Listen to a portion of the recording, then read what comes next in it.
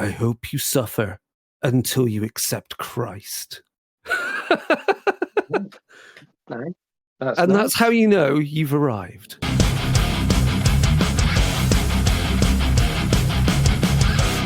So welcome to Realm of Fire. If you've not come to this podcast before, we talk about wargaming and shit in an irreverent style. I'm Chris, and I've got a guest with me today, and friend, for a long-term friend who's been there in the hobby for a while, Mr. Tommie Soule. Hello, Tommie. Hello. So, you paint shit really well. that's a way of opening. Yeah, and I like that. I like that. That's no holds barred. But no, I think that's not enough. Actually, I don't think it's that. I think it's you paint shit well, and also you can explain what you're doing quite well. Because I finally sat down the other day and read your book. Wow, thank you. And I went through it. I was like, yeah, I need to get around to doing this because, like, you know, I've been on and off like painting shit and writing stuff and stuff. You know, I've had my new job and everything recently and finishing the house and gaming, right? And I was like, okay, I'm going to get Tommie on. Let's look at the book. Let's go through it. And I was like, and you're right. Your book is a how-to book. It is literally this is how you do it. And I'm going to talk to you about how you paint stuff in a way, in a manner that doesn't use impenetrable jargon. Like, I loved it when you went, what the fuck is feathering? No, no one knows what feathering is. And I'm going to show you what they mean by that, by using terms that are understandable. And then I learned through your book, I couldn't believe it. I was like, why the fuck didn't I know this sooner? Polycement glues static grass to bases. Bases and paint are plastic. Static grass is, well, fucking nylon. It's plastic. So it's plastic to plastic. How the fuck didn't I know that? I was like, you fucking idiot. So it's already been useful. It's already been useful. And it just reconfirms a lot of stuff I do. But it's that internal knowledge turned into words. And that's what you've done really well. Thank you. Do you know what? I didn't think we were going to talk about the book at all, you know. So, but you've made me sit up now. I just had to say it because I sat down. I was like, I should fucking read it finally. You know, it's. Do you know? Yeah, thank you for reading it. That's the big one. Have you finished it or?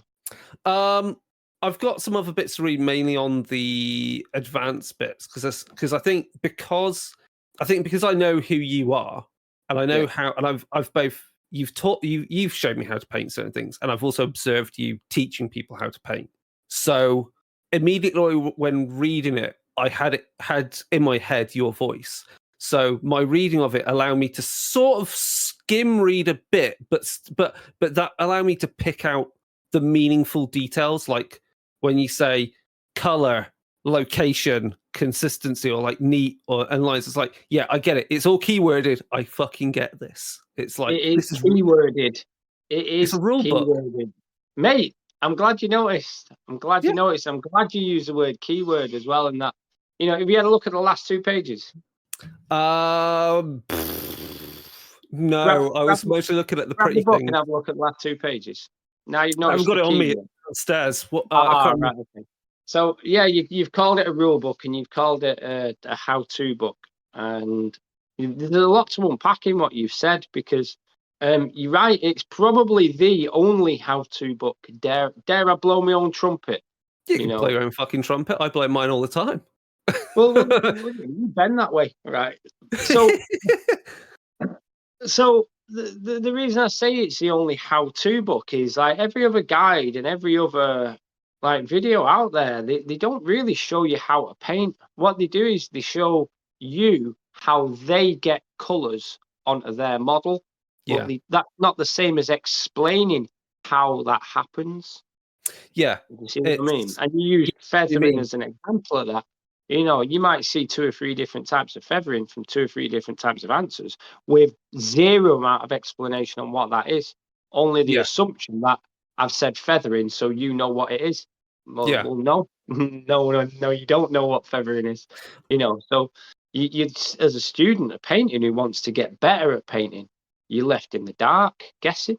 You know, or even worse, assuming you know what feathering is. Yeah, I think the closest. I think the closest your kind of style of explaining things and like literally describing the physics of how brushes work, and thus how a brush picks up paint and delivers it onto a surface. I guess the only equivalent I can think of, and I've watched videos of, is Byron for Artis Opus explaining like his dry brushes, and about, again, there's a mechanics to how you get the paint, load the paint onto those dry brushes and apply them. Yeah, and that's great. And you're right, no fucker else does anything like that. No, well, this is the thing. Like Byron's been on my courses years ago when he was first starting out, and and now the things fall together. Yes. Okay. Cool. So while I can't take any credit for Byron's skill and effort in the industry, he credits my base coating method in one of his videos that he uses with his dry brushes. And I was very grateful that he actually did that. Because there is a couple of people out there, a couple of my students out there that are kind of sharing this information in their way, and I'm very grateful. Yet sometimes there was one instance this year I was actually very suspicious. I was like, on the release day of me book, or rather in the release week, like the proximity, I can't remember exactly what proximity, a video was released of almost the exact exercise in my book of how to do whatever it was. And I was like, is this fucker literally just read me book and then done a video on it and shared it as if it says? Now the thing is, right, only I teach this way. Yeah. And that's how I know. Like, it's not like, oh, some other guys figured it out. No. Only I teach this way, and only I use these words, and only I use these rationales. And I know there's a lot of other students out there that have either had lessons with me or read the book and blah, blah, blah. But I'm so well experienced when talking to people because of teaching so many people, like hundreds and hundreds and hundreds and hundreds and hundreds and hundreds, and maybe thousands of people, like a mad amount of people. Yeah. Like, I've never met any student, regardless of how good, be able to come back to me and recite my own material back to me in a way that I think, you know what, he's actually got that in its complexity, in its complete complexity. So when I see other things popping up, I'm like, no.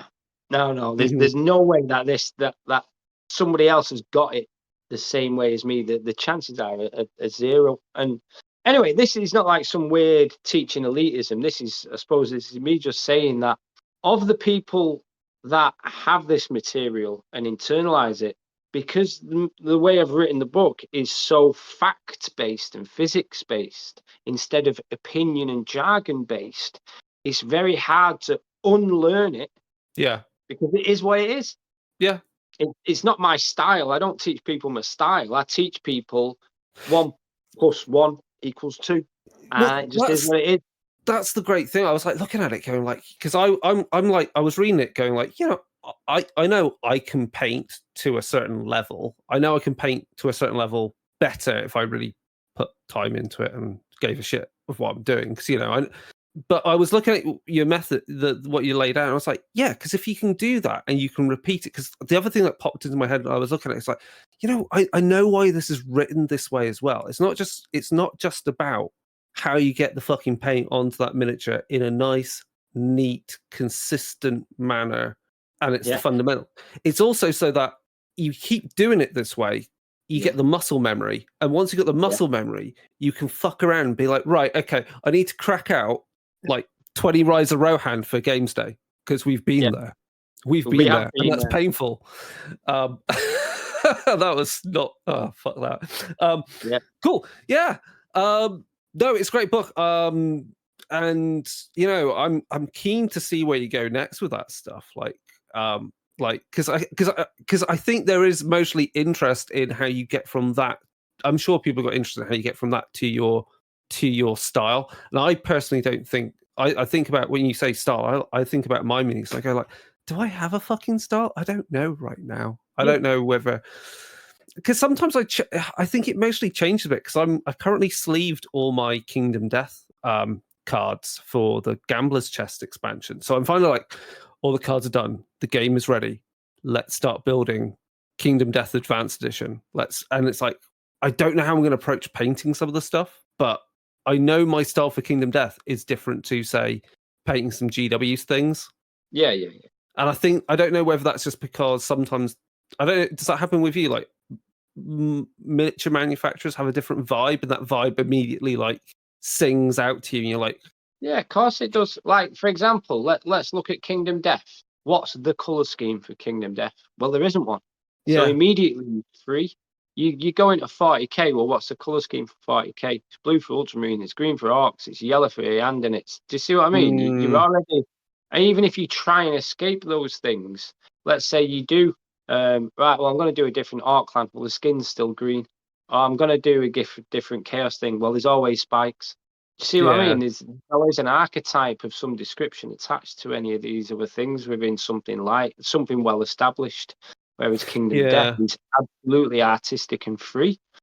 Yeah, it's really curious. I was also the other thing because I mean it's the other game, miniature line, which is still close to my heart, and I'm like, I need to crack out the miniatures and play the minis board game for it. Is Rackham, and I really like you pointed out the Blood Angels model way back when is that possibly the first non-metallic metal. I think deliberate one, yeah. Yeah, and I was like, I hadn't thought about that, but I know that model. And it's like from, I don't know, was it like sometime around second edition? Was it in second edition? So it was painted before second edition. It was part of the trade of 40k, but not too long before. And Tim Proud painted it. I think it was around about 1992. I could probably grab the White Dwarf right now. Give me 30 seconds. We could go on for hours, I know. Cool. So what's got you, I mean, because this is meant to be an irreverent podcast about gaming and minis and painting and just laying the smackdown on chuds and everyone, because everyone enjoys the hobby in their own way. Chuds, gatekeeper chuds were like, 40k is the proper way of like how you run a government. It's like, there are people like that. Yeah, no, fuck those guys. Do you know what? I got called a gatekeeper this year. Yeah, and I was actually trying to help this person. This person would give me some advice, and I thought to myself, right, I'm feeling a vibe about this person that they really need help, and I'm just going to treat them as any one of my students, any one of my paying students. I'm actually going to help them. So I started asking them, and I think this is maybe my mistake. I started asking them guiding and leading questions. Right. Yeah. And the problem is they didn't realize that. Now, because they're asking me questions and I'm responding with guiding and leading questions, as I would with any of my students, because teaching my students to think for themselves is more valuable than me giving them the answers, because they can take that away and run with it then. Yeah. Whereas this person thought I was hiding and deflecting, and I was just like, no, I'm genuinely not. I'm trying to help you here, but the guy persisted and gatekeeped, blocked me, unfollowed me, and all that. Really, well, I mean, like, whatever, man. It's strange because I had a bit of a self-reflective dialogue with myself about it, like, or is it an internal monologue? I don't know, whatever you want to call it, right? So I'm sat there going like, have I read this person wrong and hurt this person without realizing it, or is this person just a knob, or blah blah blah blah blah? And that really is just how much I actually care about teaching people. Yeah, no, I know the same. I get the same feeling like when this. Let's be honest, this normally happens when it's related to like family. When family ask you, how do you do this? Can you show me how to do this? Especially when it's elder generations sorting out the computer. I go from my kind of like my voice you hear on the radio talking about roleplay games or goblins to like into my teacher mode of like, I need you to do this. What do you see now? Can you see this screen? Tell me what is in the right hand corner of the screen. Because I'm being very clear to the point, and it's like their response is like, well, I've got to. It's like, I didn't ask you that. Tell me what you can see in the right hand corner of the screen. Because if you tell me exactly what I need to know, then I know where you are, and I can tell you the next thing to do to fix your Yeah, problem. If you respond negatively to that, then the fuck I'm gonna help you anymore. And I think it's the same thing, but you did it in text format with someone. Yeah. Well, this is the thing. Like, I've had that exact experience with Kelly, my lady, who we have only just come this year. We actually broke the barrier that Kel responds well to my teacher voice now, and realizes that anything that I'm doing and any manners and not about me being harsh and punchy. It's about being clear and direct to get them where they need to go, and it's all about them, you know. And it's all for a student's benefit, and now she's clicked with that. Like, well, it's a pleasure to teach her now. It used to be argumentative, you know. It's just a pleasure. Sounds like it's so important to, like, sometimes the way you're asking things, it's not about conflict. It's just like, I just need you to tell me precisely this one thing, and then I know how to tell you the next thing to do or your options. And it's like, and I've had that, and it's interesting once you also, if you've got and I'm sure you're, because of your mentality of things, like, also, like, I don't want an argument, like we diffuse. It's not about arguing. I just need to know this thing, and then we can move on and it works. It's why I don't have arguments about, like, getting stuff done in the house, because, you know, especially when you're doing up a house, there's a lot to get done. Anyway, less about couples therapy. Oh man, painting is therapy, believe it or not. Painting is psychology. That's the bit to realize. But yeah, crack on. Oh right, so let's be more excited about things. Like, I've seen your tables, your pictures of your tables for your gaming tables looking fucking fantastic for old world stuff. Cheers, dude. It's, believe it or not, that table was born out of Age of Sigmar. Yeah. The initial chat was about doing an Age of Sigmar narrative in Shyish. Yeah. Somewhere sandboxy where we can just do what the fuck we want, but somewhere also close enough to somewhere to actually bring a lot of relevance in with some of the other narrative elements of Age of Sigmar, like, for example, Curse City. We've got this random little crossroads somewhere outside Ulfenkhan, where Night Haunts are doing some fucking shit, and there's some Eye Elf dudes, whatever they're called, Lumineth guys, they're doing some shit. And there might be some vampires doing some shit, and there might be some Cities of Sigmar from Ulfenkhan doing some shit. Yeah. And it all, like, meshes together. But one part of the brief I gave myself was, if there was no buildings on this board, could it be an old Hammer locale? Could it be an old world locale? And the answer had to be, it has to be, essentially. Yeah. You know, so that's why it looks convincingly old Hammery, plus the old Hammer buildings I'd put on it. And voila, you have yourself, the old world, some random place, wherever it is. Bang a load of scaving on it in square blocks, and you've got pretty good looking game board. I'm board. Like highly jealous of that entire terrain collection. I think the only thing I've got, like, that's proper, like, feels really like old Hammery is the War Scryer Citadel. Yeah, the big one, yeah. I paid like 130 quid for it when I got it on eBay a couple of years back. Yeah, but the reason I got it is just because it looks, it fits in quite nicely with the original Warcry terrain. So it's just like, you know, very Castle Grayskull in Warcry. I was like, that's what I want. Isn't it?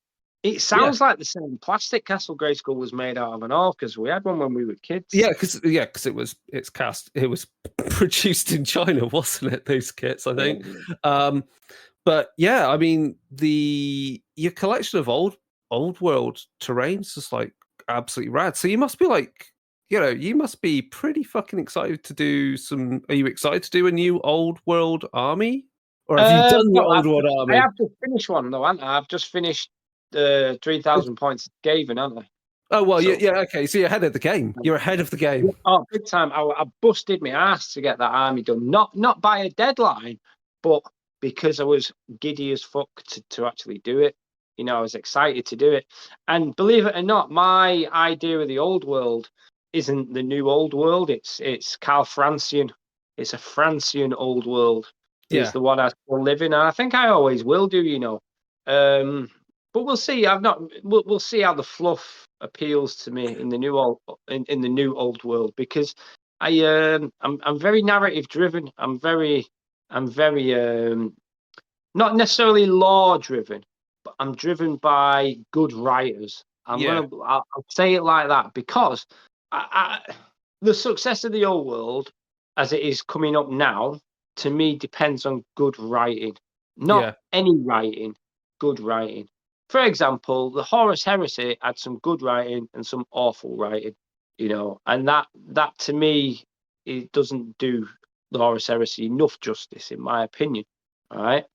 Now, when I think about what writers are going to be now available for the old world, I'm going to guess Dan Abnett isn't going to be one of them. So to me, we're already starting off potentially a little bit weak.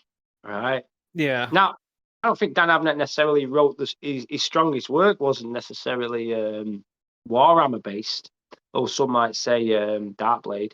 But I haven't read them yet, so I can't offer an opinion. But yeah, the quality of writing. So sorry, Chris. Like, to me, like the death of the old world, or rather the financial business side death of Warhammer Fantasy Battle 15, 20 years ago, or whatever it was, to me was caused by poor writing. The stories weren't that good, and the fluff of the universe got cheese shitty. In that, nothing was mundane anymore. Honestly, like, my fist I is know what you mean. right now at the camera, right? Like, the random working guy, he got up out of his magic bed, put on his fucking enchanted socks, he went outside, took his mystical fucking clothes off, his magical fairy-driven washing line, he went to his wall of 1,000 skulls, he opened the gate. Do you know what I mean? Yeah, no, I know what you mean. It was just fucking dumb. It was poor and dumb. It's the difference between, and this is something we keep going on about in the Darkhammer episodes, about about how you portray the Warhammer world in the roleplay game.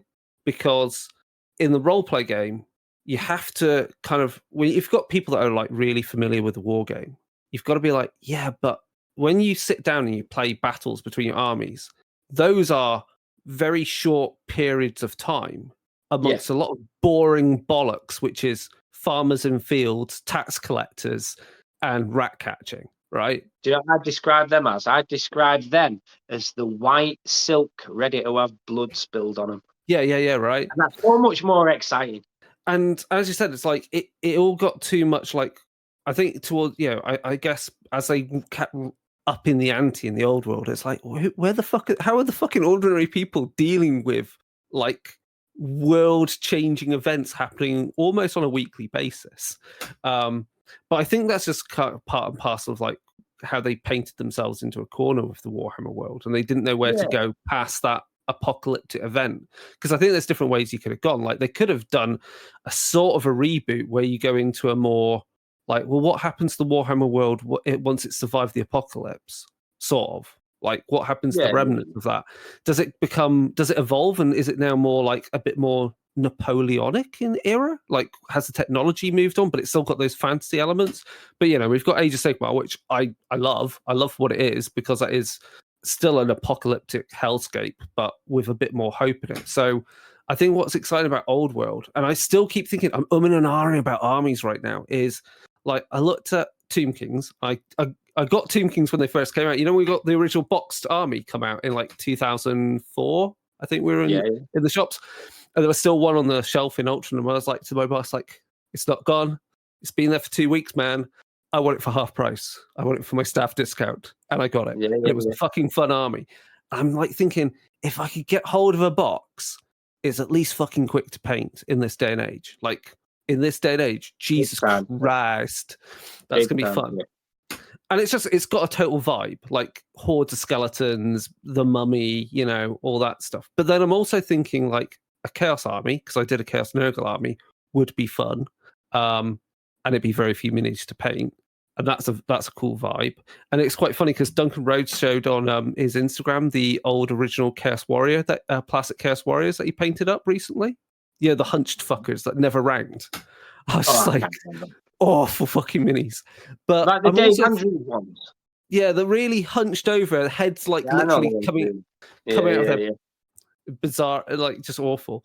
And then, but the other thing I'm thinking of with Old World, because of when it's set, is like, do I just do an Empire army? Because Empire versus Empire is totally valid in this setting because it's the time of 3 emperors. It's before Magnus the Pious. And so what you were talking about narrative, I'm just like, have at it. Well, yeah, have at it. I mean, that's the thing. You have at it with whatever ignites your fucking passions, in it. That's the way it is. Like, in fact, let me just scooch back to the beginning of what you were saying before about like where does the old world go from where they had it 15 years ago or whenever it was.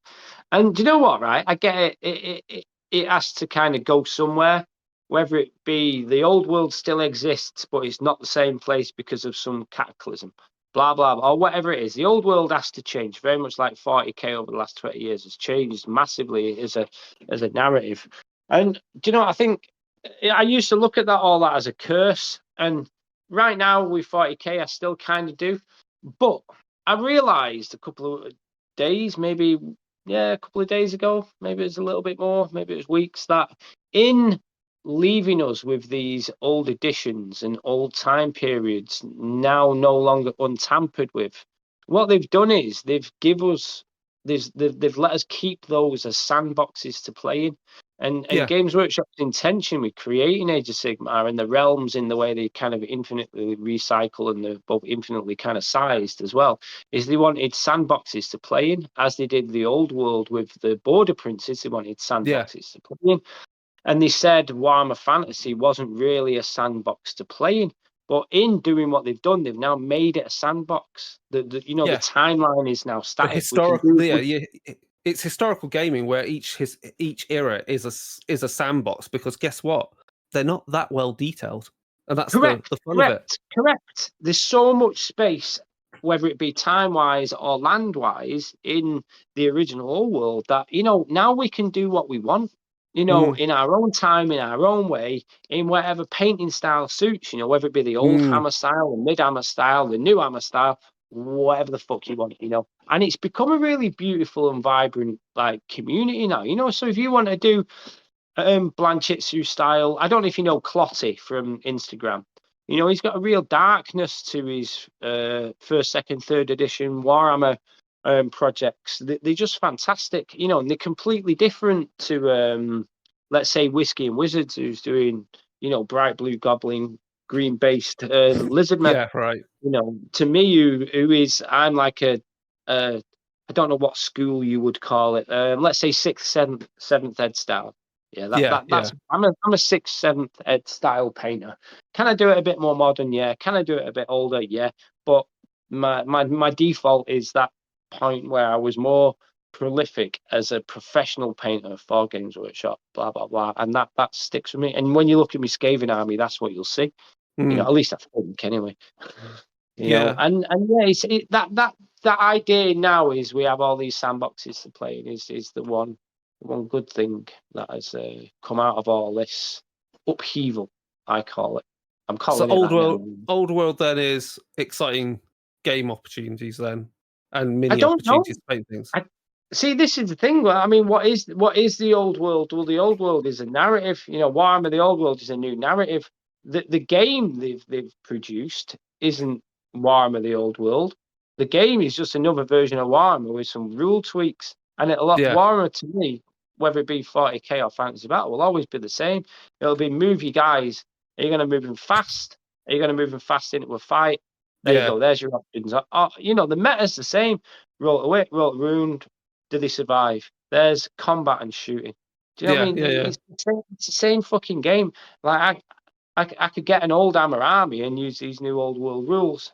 I can paint a new old Hammer, a new old world army, and use 4th ed rules. I can do what I want. Exactly. It doesn't matter. It doesn't matter. It's the narrative that inspires people. Even tournament now. That's what Mike's been doing, because he's been Mike, who also hosts Eversoft on this one as well. He's been playing 3rd edition 40k with obviously modern armies and stuff, because the fact is you can now just have you can easily just get a whole shitload of Sisters of Battle now and play 2nd edition 40k Sisters of Battle, which is what I think that's a good Awesome. idea. Having played 10th edition tonight, fucking hate it. I've not even played 10th yet. I'm still not played it. I hadn't played 9th because I couldn't even look at a rule book. I looked at the 9th edition Eldar Codex, right? Yeah. And I couldn't. It was just a mess of so much shit. And then, like 10th edition, they've moved everything around for no sensible reason. Like the game still plays the same, but instead of looking at your stat line and seeing what you see, your eye now has to bounce between 3 and 4 different locations just to see all your stats. Your model pissing me off, man.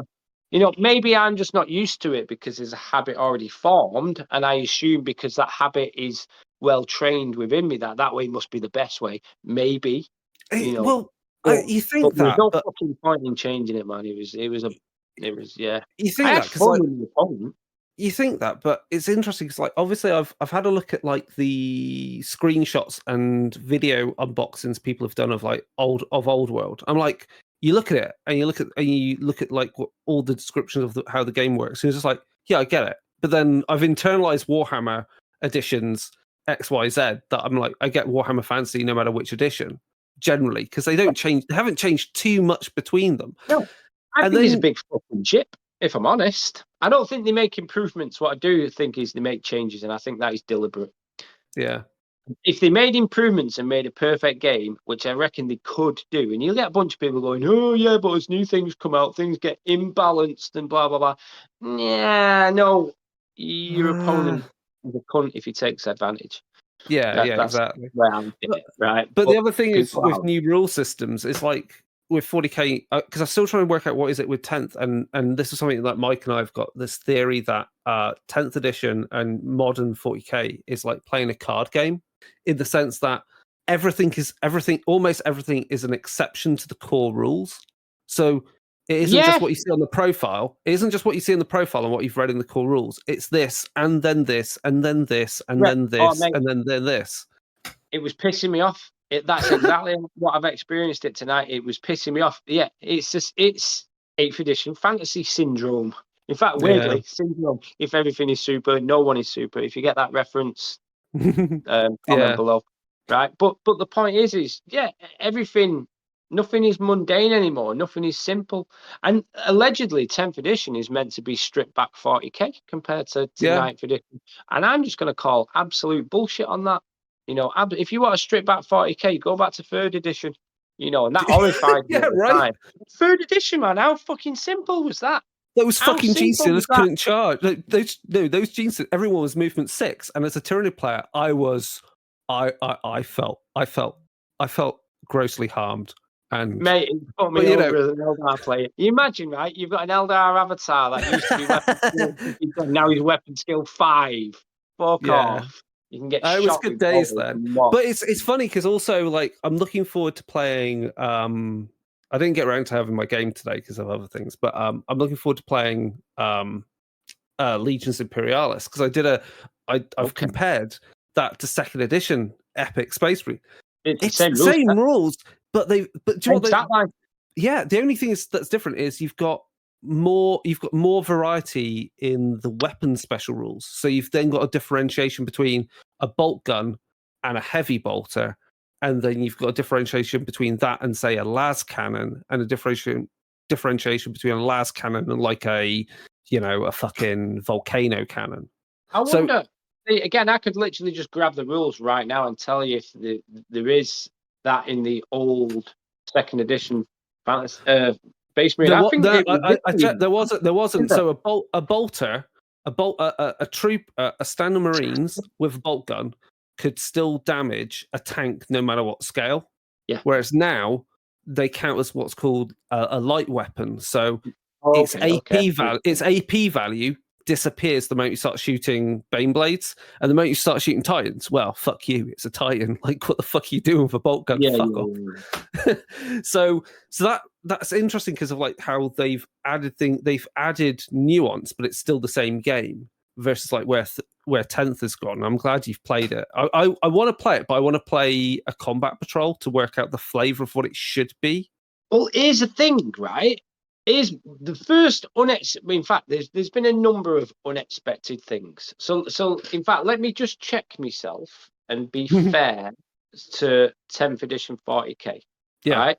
There is lots of things that are very alien and very new to me and are not within my practiced set of protocols with which to judge this game fluently, if that makes sense. I'm not fluent in playing this method style of 40K. game.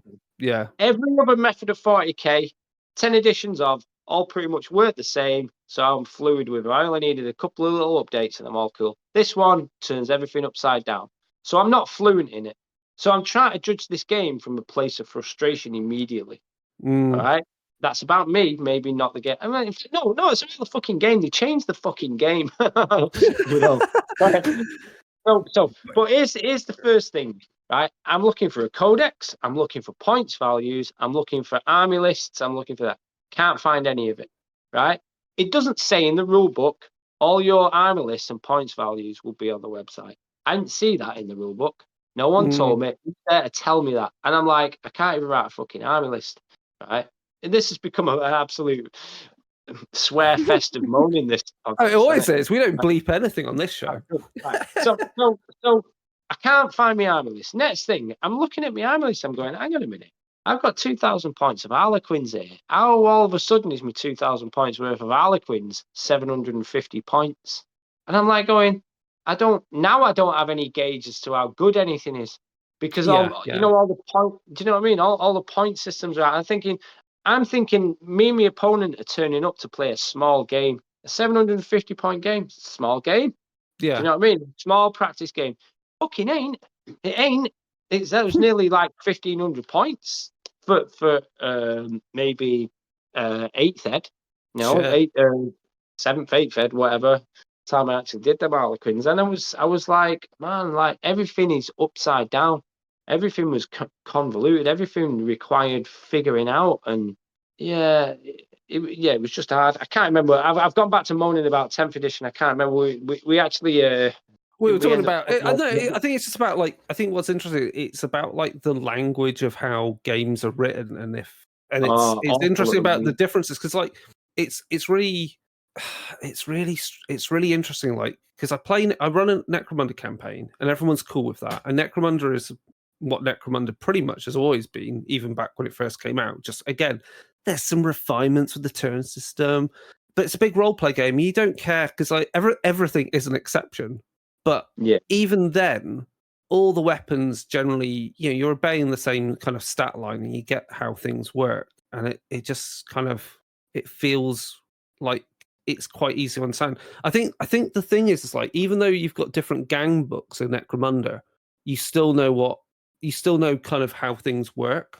But I think armies in 40k is if I want to play a game, I don't just need to know my codex. I need to know your codex, and I need to know his codex, and I need to know his codex to know how the fuck anything's going to work. And that's a problem. That's like in Magic the Gathering. We go, I've built my deck, but I need to know what your deck is potentially, and all the cards that I see appear in there. And it's that's not kind of how I want to play a game. And I don't know, maybe it's this pushes again towards the whole thing of digital rule books, because I'm thinking of again, I'm gearing up as I'm painting everything for War Machine 4th edition, and it's 4th edition War Machine the same as first. It's still the same mechanics. They've just streamlined a few bits, they've got rid of template weapons working in the same way, and so forth. And I'm just and it's all on an app. If I want to build an army and compare things, it's all on an app. It's it's just painful. Whereas comparatively, with new systems, Warcry, I ran a demo game. Actually, I've run 2 demo games in the last 2 weeks, previous 2 weeks. Last week, I ran an intro to Necromunda, and the guys had bought Hive War. They had played it a bit, but they didn't kind of get some of the nuances in the turn system and everything. Played through that demo. They were like, oh, we get this. This is great. The whole tactics of how Necromunda works is brilliant for the turn sequence. Yeah. And then with the intro to Warcry, you could just see it in the guy's eyes after the second turn. He was like, I get this. I get the action economy of Warcry, and I get the cards. The cards are so neat. intuitive. And to the point. I've never played Warcry, so I don't know, but I have only heard good things about it. It's fucking awesome. You will seriously fucking love it. I promise you will love it. I like the sound of that. I like the sentiment. Good. It's weird that then, isn't it? Like, you said before, or something along the lines of understanding the language. Like, I tell you what, new rule books. And I just grabbed a copy of what I thought was the new Leviathan rule book. That actually was the latest Age of Sigmar rule book. Just to read how they word things now. And I tell you what, right? It's like this guy has been eating alphabetic spaghetti because there's too many words coming out for what is a simple rule. And when I was, it's like someone is deliberately trying to confuse you with words, and it's doing me head in. Like, instead of saying, if you roll a 6 to wound, the model is dead outright. Instead, it's when you roll your dice, and if a 6 is rolled, a critical hit is scored. And a critical hit is this thing that really happens really badly to the opponent when he gets hit with a really powerful attack and he's dead. Oh. And you have this over explanation as if to try and tighten the rules up so much so it's not interpretable. Oh, I know. Hold on, I haven't thought about this. Maybe I need to sit down and read the 10th of Dead 40k book again, right? For these things. Right. Read the critical damage rule. I must have read that 20 times with my opponent today to figure out what the fuck it meant. Do you think? Do you know what it means? Go on. Well, no, you say what it means, right? No, it means. Let me get it. Listeners, you're listening to Realm of Fire, and we are giving you a fully in-depth critical analysis of the language of wargames. Here is Tommie Soule with his recitation of the Warhammer 40,000 10th edition rulebook, and he'll be reading critical hits. Or something like let me find it. You see, the other weird thing is, right, the core rules start on page fucking 100 and something, and then you turn the page, you're on page 1 all of a sudden. Oh no, I understand the reasoning for that. That makes sense. It's fucking dumb. It does make sense. It means the rules have a page reference that's consistent to itself and doesn't reference the fluff, but the fluffy bits of the rule book. Yeah, absolutely. So that makes sense, but still, See, now no one told me that when I picked up my rule book and started flicking through it, and I'm going, where's? I couldn't find anything because the contents don't tell you either. By the way, in the Leviathan book. Oh no! Yeah. Right, what am I doing here now? I'm trying. You see, I really care about rule books because you write for different role play games and how you word things and stuff. You kind of want to be to the point. And again, different role play games have different kind of languages. Yeah. Right, here we go. Devastating wound weapons. Here we go. Okay. Weapons with devastating wounds in their profile are known as devastating wound weapons. Each time an attack is made with such a weapon, a critical wound inflicts a number of mortal wounds on the target equal to the damage characteristic of that weapon, and the attack sequence ends. What the fuck have I just said? Right. Okay. So I think I know what you've said. I think I know what you've said. Basically, you've said when a weapon with the devastating wounds trait rolls a 6 to hit. Well, it doesn't specify yet. Is it a critical wound? No. It's a 6. Rolls a 6 to wound. It deals a number of wounds equal to its devastating wounds trait value. Is that right? Let me read the example they give. Okay. I don't know if it's me being dumb, but no. I think what you're running up against is what I have as a critique about some operating systems on phones. Yeah, because I'm a programmer. I'm a computer programmer, and I think about rules writing, like how you use software. It's the same thing. Yeah. It's rules. But go on. So, in fact, that might be why you have jumped to the understanding of what I've just said quicker than I have, because I'm a layperson. Yeah. Like I'm not a rules writer, a rules analyzer, a rules enthusiast. You might call me a dumbass for rules, all right? But I do have 35 years of experience with this professionally, so it should just make sense to me. Now, if it was any other edition of 40k, I'm sure it would just make sense. Because this rule would go like this. If you roll a 6 to wound, that guy gets X amount of wounds. Yeah, and that's all it needs. That's all it needs. That's all it fucking needs. That's all it needs. And do you know why? Do you know why? Right. What they've done, and this is, I kind of get what they're trying to do, but also it makes it impenetrable, because how many keywords do you want to have in a rule when you read it, right? Because this says this is a devastating wounds weapon. So when it does devastating wounds, it does, and you roll a critical hit, it then does X number of mortal wounds. And we know mortal wounds are like, they're wounds that you can't save, aren't they? If I'm honest, still don't really know. Yeah, I think it's that. So the point that can start to blank me out. But the point is, each one of those things has its own thing you have to understand, separate to the rule you're reading in that moment. And sometimes all you want to do is go, I've hit you with a devastating weapon. What does that mean? It goes, if you roll 6 to wound, it deals X number of wounds that can't be saved. Perfect. It is that simple. If you but you have to unravel and unpack it. Yeah. And it's like in the moment. Yeah, go on. Let me read it again, but with the explanation they have as well. Right? Weapons with devastating wounds in their profile are known as devastating wound weapons. Each time an attack is made with such a weapon, a critical wound inflicts a number of mortal wounds on the target equal to the damage characteristic of that weapon, and the attack sequence ends.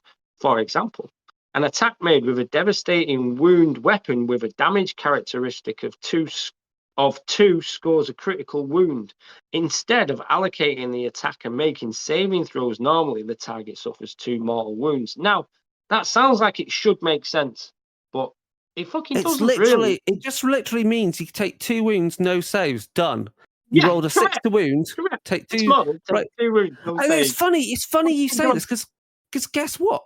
If you look at the Necromunda rule book, right, and say it was, I'm trying to think of the example. Bear with me. Is it? I think it's seismic. It's a seismic weapon, right? So it's like what Gene Silicott got with their sonic cannon, or Enforcers with their concussion carbines, right? The language of how they explain how that weapon works is, if you roll a 6 to wound, you don't get armor saves. That's it. It literally says, and it talks to you in the language of what you are using, which is dice, and dice have numbers on them. So you have a direct connection between what's in your fucking hand and the rules.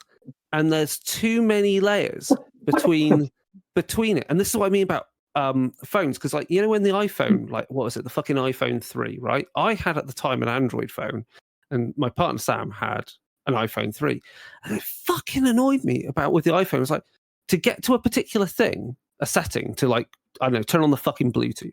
I was like, you had to click into this thing, and then you had to click this thing, and then click this, and then it was like you had to do 2 or more clicks more than you would do on Android. Yeah, and it's that efficiency of the operating system, and that's to me what 40K is suffering from. There's too many clicks to get to the full explanation of what is ultimately a very simple rule, which is you roll 6 to wound, they ain't got no fucking armor save, bye-bye. Like, that's it. Wow. Yeah. And that's our deep cut today. Right.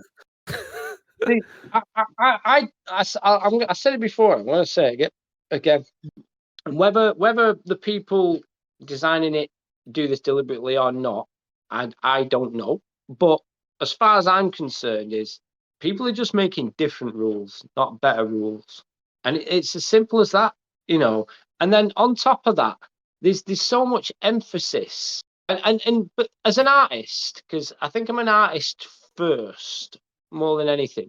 As an artist, I think there's too many brains in Games Workshop, whether it be in the stores or in the head office. And those brains are number-based. They're ratio-based, number-based, chance-based, they're mathematically based. And in that, there's no finesse. You know, so like there's let's say, for example, because both me and you worked in retail, you take somebody who follows rules and you get them to run a sales conversation, and they'll be algorithmic in how they talk to a customer. They'll say, hello there. They'll say, what are you working on today? Oh, yeah, And they'll go TikTok through those too. 10 Yeah. commands. They'll go through that sales spiel, and it alienates people. Yeah. It fucking alienates people. Yeah, you take an artist and say, right, you've got to get these points into this conversation in a way that doesn't alienate a person. An artist will be able to do that. He'll lean. He'll talk about the person's day. He'll make them feel welcome. He'll do this and do you know what I mean? Blah blah blah blah blah.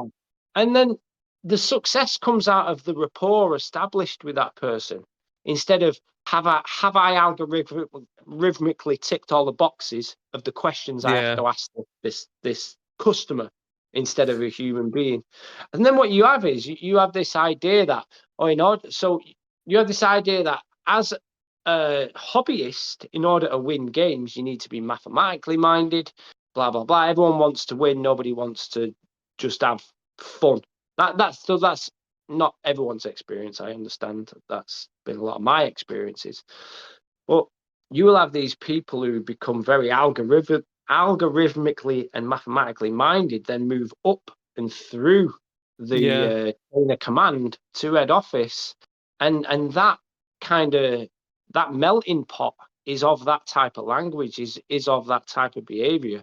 And it's not about that.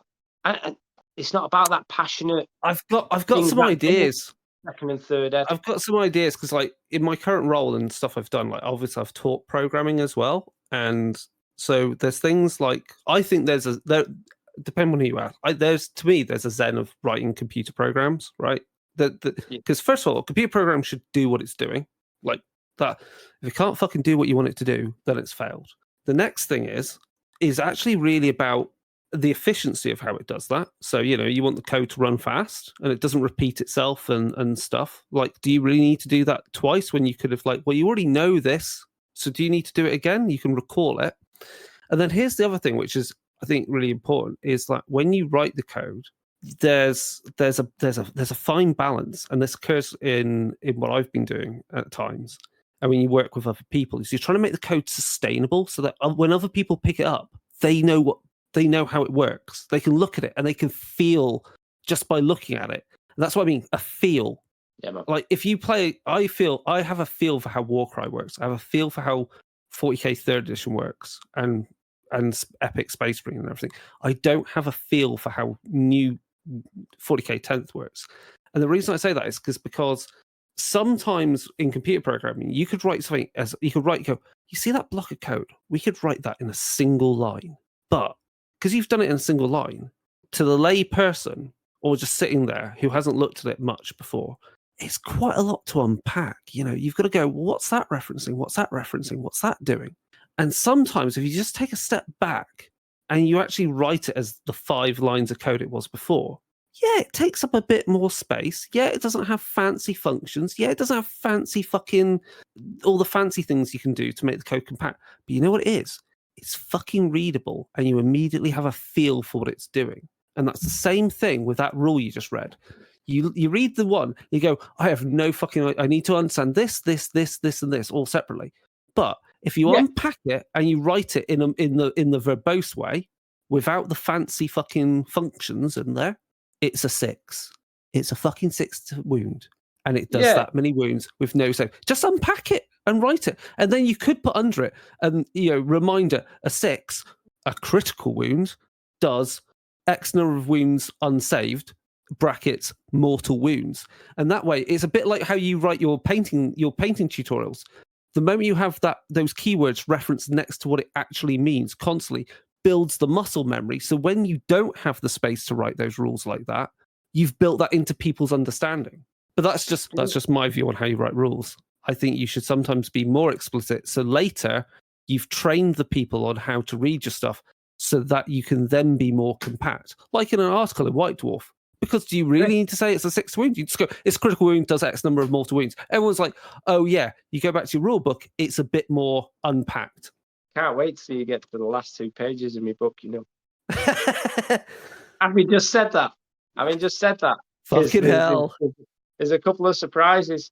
There's a couple of surprises that I. If you had it there, I'd go through it with you. But because you've not got it there, I'm gonna let you. I'll keep it. I'm gonna keep it as for next time. We're gonna wrap up quite in a bit. Okay, we're gonna do some other fun hobby stuff, kind of quick fire. So you've been playing some Adeptus Titanicus. You're gonna play some Epic? I played 2 games. One fucking huge game that took like 4 million hours, and I felt like growing up because it took that long. It was laborious, man. The detail in that game is. So we played a half-size game, which was still laborious. It was one of each Titan, basically. One of each units.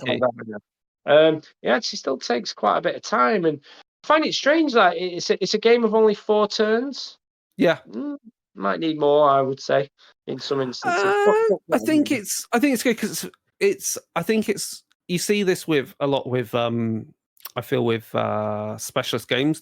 When they write stuff, they're very like objective victory. Like it's a tight game where the objective is not just to wipe out your opponent's army. There's an objective. If you don't do that in 4 turns, then you're just killing. You're just grinding your time out. We were just killing each other, so yeah. Right. But how'd you find Adeptus Titanicus though? Does it have a feel of like they're big, laborious titans that are slogging savage days of shit out of each other? Yeah, because it's hard to things die slowly. Yeah, but there's meaningful fucking choices. Like, did you have a moment where you're like, do I fire every fucking weapon at you, or do I vent the plasma? Dude, big time. Yeah, right. Fucking weapon is what I chose every time. The thing is, like, if your plasma is as low as mine was, there was no way you were pulling it back. So it's like, right, I either need to lever you need to take someone with you. Essentially, it's as simple as that. Yeah. Someone's coming with me. So I'm firing all the guns. When you've got very low plasma and 2 volcano cannons to fire, it's a no-brainer. Shoot all your guns, as far as I'm concerned. I fucking love that game. I did enjoy it, and it is an interesting thing. Like, although I didn't have to look at a rule book and I didn't have to read any rules, I had somebody coaching me through the game, and hopefully they were coaching me accurately, which I'm pretty sure they are because of that type of person. You talk about feel. The game feels appropriate. I feel like I had to manage these engines to do a particular job. That job could have been going somewhere or twatting something, either up close or from a distance. I hit my objective, this is like a pun, a little bit, because I deliberately took Reaver with a power fist because I wanted to punch something. And it left me massively outgunned, but I didn't care because I got to punch something. And I levered this Warhound Titan in the head, and it went spinning round to shoot all its weapons, to miss all of my armor, then to fall flat on its face and miss all my troops it was surrounded by. I was so happy. Yeah, basically pinned it into the grave. I was well happy. So that was the highlight for me. And then, are you gonna touch Legions Imperialis for the same kind of feel? I'm not in a rush. The price is fucking nuts. The cost of that is crazy. But the game yesterday that I had of Adeptus Titanicus did kind of make me want to see little men and little tanks. And it did. Like, I've got a bit of a project going where I've got a second Warlord Titan to paint, and I flagged on that a little bit. And a little part of me would have been excited if that was ignited again, so I could back on painting that Titan with enthusiasm and love. Because I won't force myself to paint things anymore outside of enthusiasm and passion and love for the hobby. I won't do it as a responsibility. I won't do it to a deadline. I won't do it for any amount of guilt or duty or professionalism or anything like that. I paint because I want to paint, and that is the end of that now. And this thing's been sat on my desk, and I've not been painting it because I've not wanted to paint it. So maybe Legions Imperialis would have been the ignition behind that. But so far, when the game finally dropped, I just wasn't that excited. It's a Yeah, couple of it's a bit of. I simple as that. think there's a bit of fear of missing out, but there's also just sheer exhaustion with like releases from everyone. It's like there's so much coming out all the time. It's like Yeah, you're like boys. Like I've only got well, so much the to other go thing is around. that, yeah, I've got so like I don't need to buy another model ever again. Yeah, When I right. think about how big my collection is, and you think about the Age of Sigmar project I said I was working on earlier on. Yeah, I've got one of every model for the Night Odds. I've painted half of them. I want to paint the rest. I've got Cursed City to yeah, paint, which is part of that same narrative. I've got the Cities of Sigmar army box to paint, which is part of that narrative, and the Soulblight Gravelords army to paint, which is part of that narrative. There's just one project. Do you see what yeah, I mean? That's one project plus scenery plus yeah. playing game.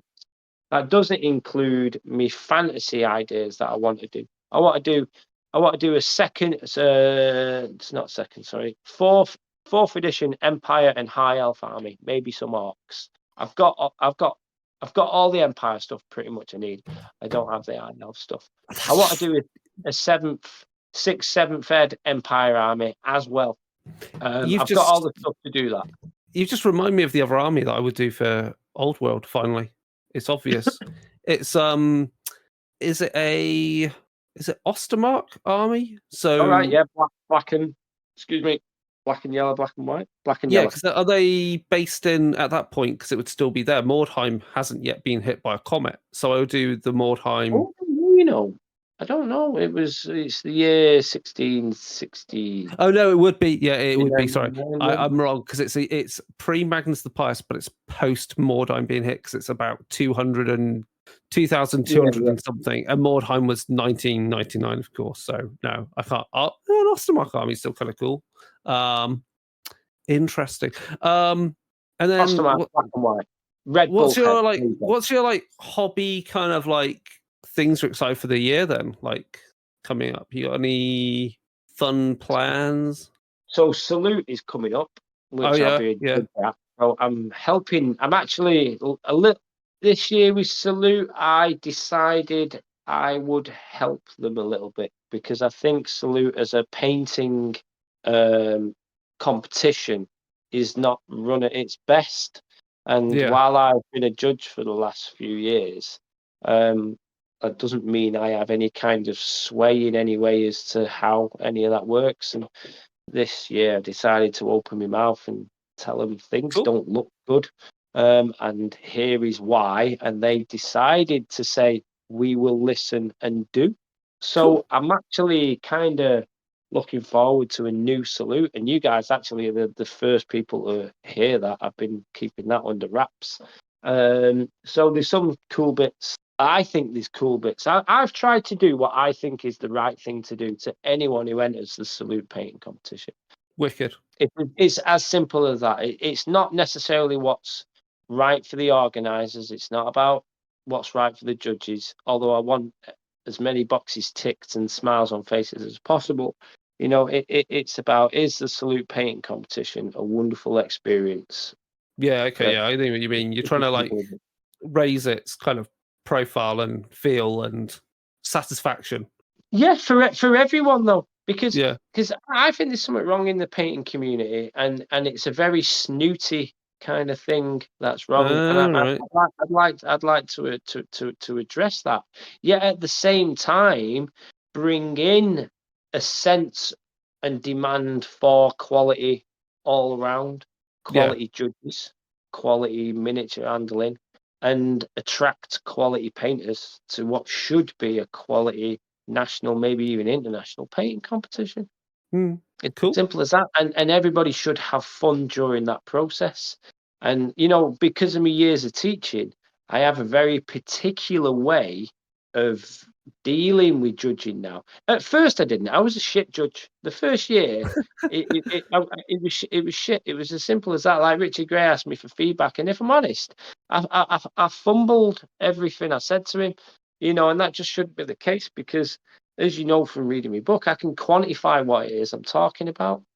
So, like last year, I decided to run an experiment, and what I did was I decided to take all my paints and my painting station down and a few models. And anyone that wants feedback from me, the way I give the feedback is I do it demonstrably. I don't just tell you what Nice. I think about your model. I won't just tell you what I think about your model. I won't just tell you what I think about your technique blending. I won't tell you how I think you should improve. I'm literally going to show you. I'm going to put my money where my mouth is with every single person I give feedback to. Yeah. And I'm going to teach that person in the moment to be better for next year. It's as Yeah. simple as that. And no one on the planet does that. So I'm going That's to do really that again this interesting. year. I think it's the right thing to do. Yeah. So, and Salu don't ask me to do that. I did that off my own back. And with the next series of judges, and hopefully they will follow suit. No one has to. No one has to. But I think it's a very good idea that if you're going to offer an opinion on something, you can at least back it up with actions. Yeah. So that's how that's one example. So That's I don't know cool. if I've said too much, but there you go. So yes, Salute is coming up. Then there's Golden Demon after that, which I have nothing to do with other than being a guest, and I just hope it's in Manchester again. And if it is, Yeah. brilliant. I didn't make it last year due to stuff, Mate, so it was shit. I It was shit. There's not a video out there saying it, and you can see it all behind their eyes, in my opinion. If I was to read people, micro expressions and all that, everyone is thinking that was shit, but they try to be nice about it. And it was shit. I'm just going to say it was shit. The best thing about it was the Golden Demon stand. And do you know who made it the best? The people who attended. Yeah. Simple as that. It's simple as that. It was 45 quid's worth of 3 days worth of shit. And the only exciting thing was the Golden Demon stand.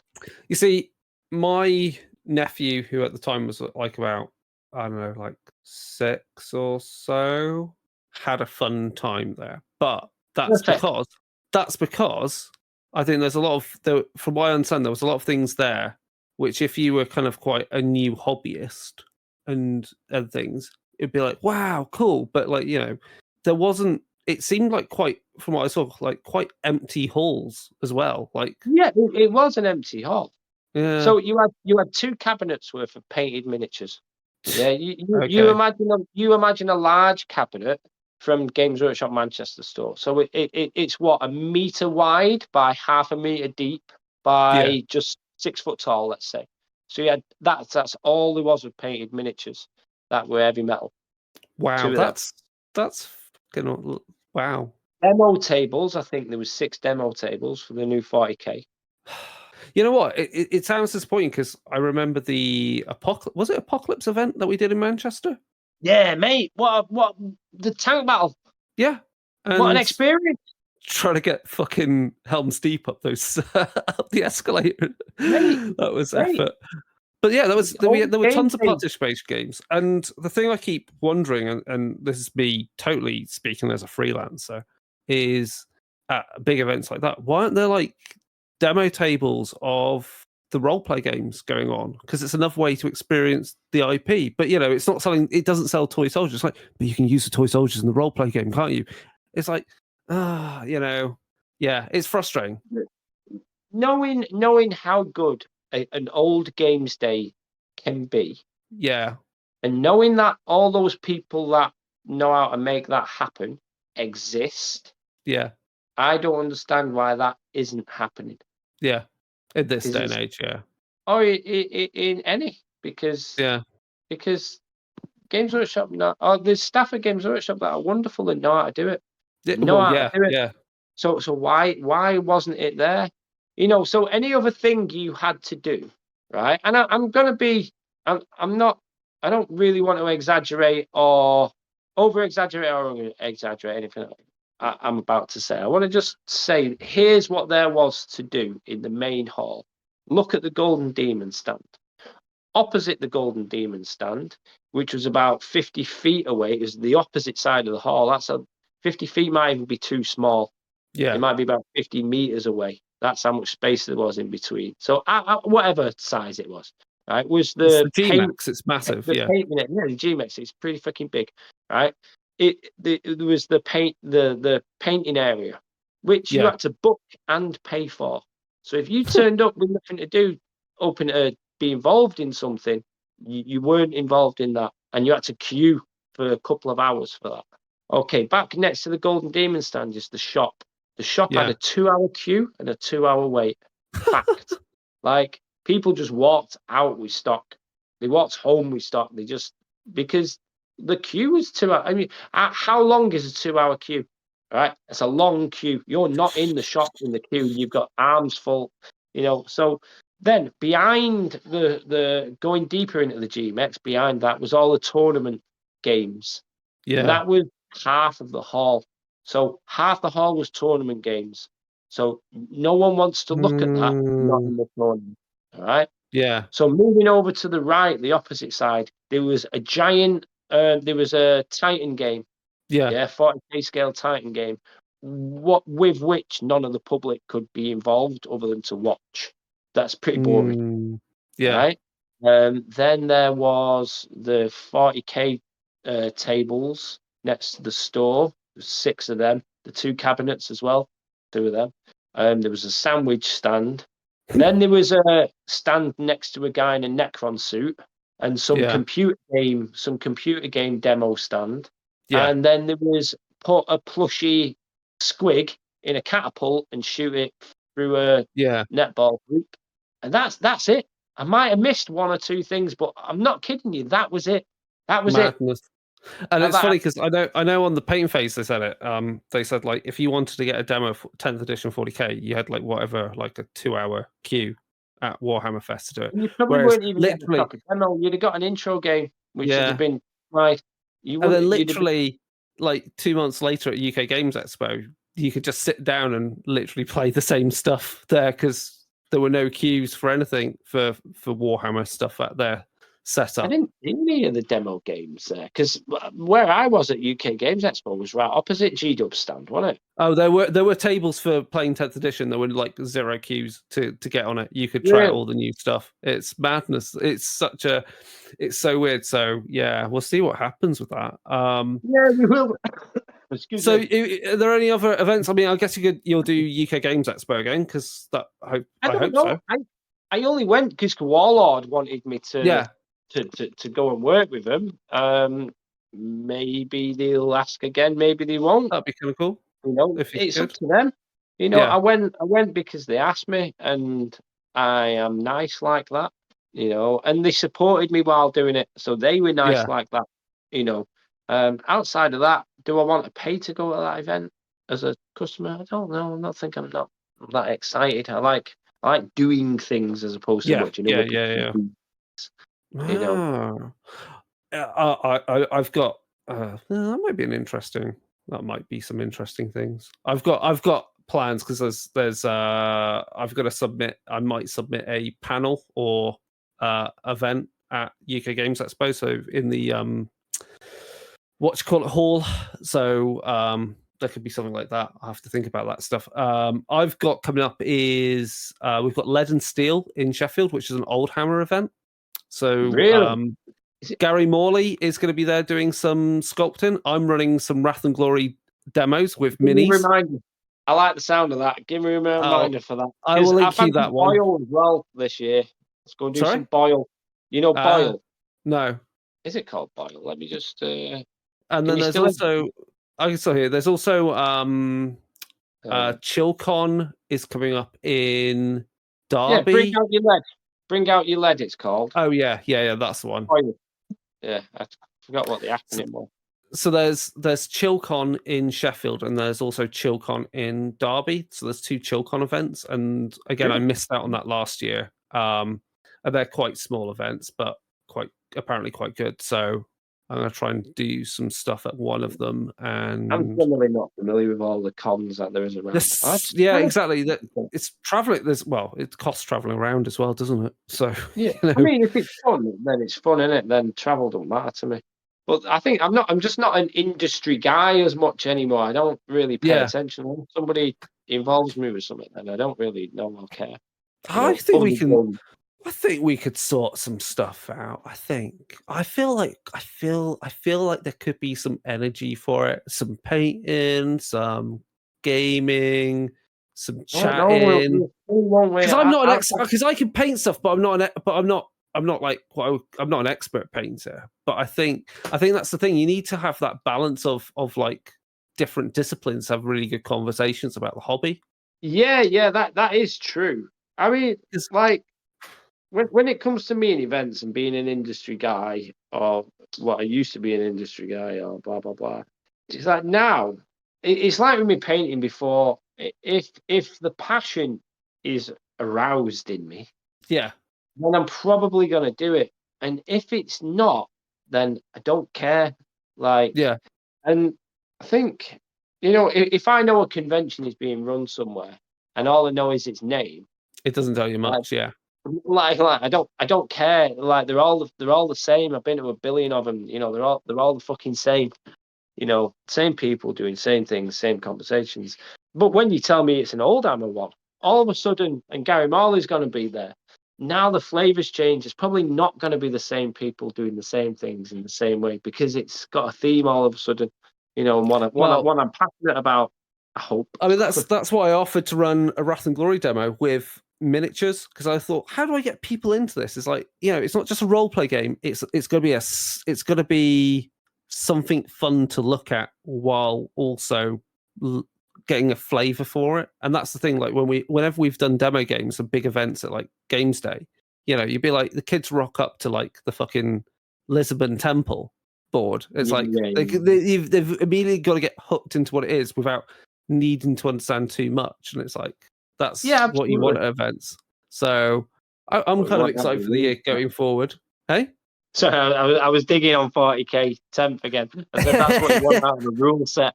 Yeah.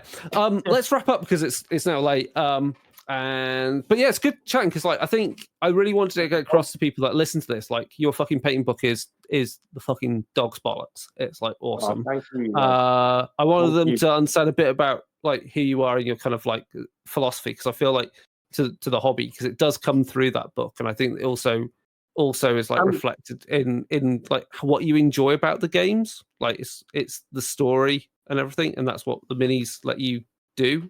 Yeah, thank you. It means a lot to hear that, because I actually have been pretty self-critical about that book, because it's far from perfect, and maybe in some instances I've used some funky language of my own that maybe was overly wordy, and that's what I think myself. But people like you have come back and said it's fucking brilliant, and that means a lot to me.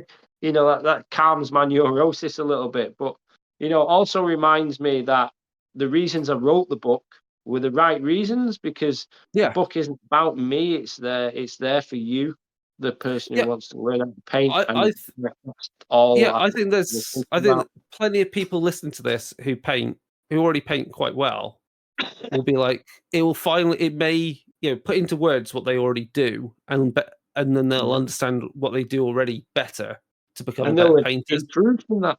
Yeah. So people should look for that. They can get that from Warlord Games, can't they? Element, anywhere. In fact, if you go on my Instagram, there's a link to Element there. And the reason I'm giving the Instagram link is that's actually an affiliate link, and it gives me a little bit of a kickback on top of my royalty. Of course, that. But the other thing is Element are selling it cheaper than Warlord, even though Warlord are the distributors. So I would rather more copies got sold at less money made. Yeah, sure. Do you know what I mean? I know that. I know how that feeling. Other cool stuff is, I think, the Wrath and Glory RPG starter sets are shipping, so I'm getting a copy sent to me, so I will do an unboxing of that. The Eldari character book is out for Wrath and Glory, so you can now play games of Wrath and Glory 40k RPG. You can play now as Drakari, Harlequins, Corsairs, and I wrote the Corsair chapter. It was a lot of fun, and other stuff. So that's a lot of fun, and it was a good book. I really enjoyed writing about Eldari. They're fucked up guys. It makes you like an official person, doesn't it? I've written on a lot of 40k books these days. Right. Not for Cubicle 7. And then, like I said, there's going to be some events coming up soon, which I'm prepping for. So hopefully, we'll figure something out for Lead and Steel, mate. Like, I'm in Sheffield. You can come over and drive you around. And then we've got other episodes of the podcast coming up. I'm going to ask one last question before we wrap up, because we had it on a previous episode. I'm going to ask you, what was your miniature of the year last year? My miniature of the year last year? Yeah, because GW did their silly survey of miniature of the year. What was what did you think was that was a good miniature? I can't remember what come out when. Because the last 3 years have been a blur, haven't they? Yeah. It's a Sigmar. Easy. Yeah. Easy. It's a Sigmar. Easy peasy. Hands down. So the ogre with the dude on top of the crow's nest. All of them. I'll tell you why, because I like those miniatures as well. And do you know what they remind me of? They remind me of Confrontation. Yeah, they've got a very confrontation-y vibe. Yeah, I'm with you there. Yeah, like cool. Not Griffins. What was the city called? But whatever, you know. Cadwallon. Alahan. Cadwallon. Yeah. Yeah. Yeah. Cool. Yeah. Dude, well, that was a long chin wag. I'm sure we'll do another one at some point, maybe in person when I've got a microphone on you, and we'll talk shit about 40k 10th edition again, because we're moany old men. Yeah, well, here's the thing. Maybe I'll get more practice at it, or somebody will show it to me in a way that makes it more digestible for me, and it's an amazing game. I'm open. Oh yeah, that's the thing. We only whine about this because then it might actually open people's eyes to maybe there's a different way of doing it. But yeah, cheers for taking the time for chatting. I'm going to let you go. I'm going to go. And remember, if you me on voice, so. And remember, if you like this podcast, then like and listen to everything else. And if you hate us, tell us that Jesus is waiting for us in hell, because that's what we've been told about these episodes. And I love that kind of feedback. It's free real estate. Jesus is a cool dude, man. He was a cool dude. I accept Jesus. Yeah, he's all good, man. It's all good. He's cool. Right. And that is us done. So goodbye for now.